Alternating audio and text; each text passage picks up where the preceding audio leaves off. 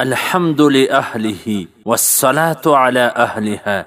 أما بعد، قال النبي صلى الله عليه وسلم: من لا يرحم الناس لا يرحمه الله عز وجل. رواه مسلم. د نبی کریم صلی الله علیه وسلم فرمان دی چې کم څوک پر خلکو باندې رحم نه کوي، الله جل جلاله بیا پر هغه باندې رحم نه کوي. محترمو عزتمنو نن سبا هر سړی په مشکل او په تکلیف کې دی. دا وجه دا ده چې دی پر نور باندې رحم نه لري. هر سړی در خپل وسه پر ظالم دی. چاته تکلیف ورسوي پر هغه باندې رحم نه راځي. چا سره ظلم کوي پر هغه باندې رحم نه راځي.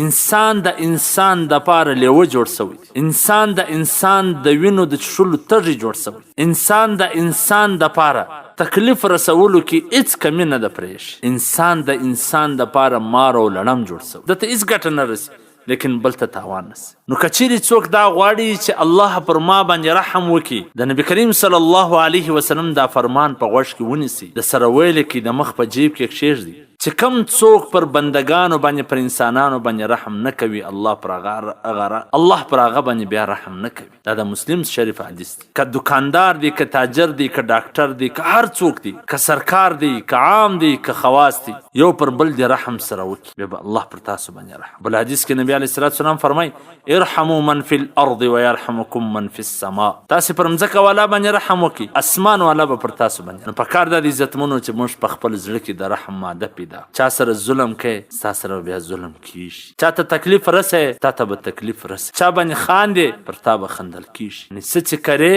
هغه به ریبې. والسلام. قدرمنو اوریدونکو، تاسو د محترم مولوي عبدالرحمن صمیم صاحب و سهارني نبوي حدیث ته غوږ واست.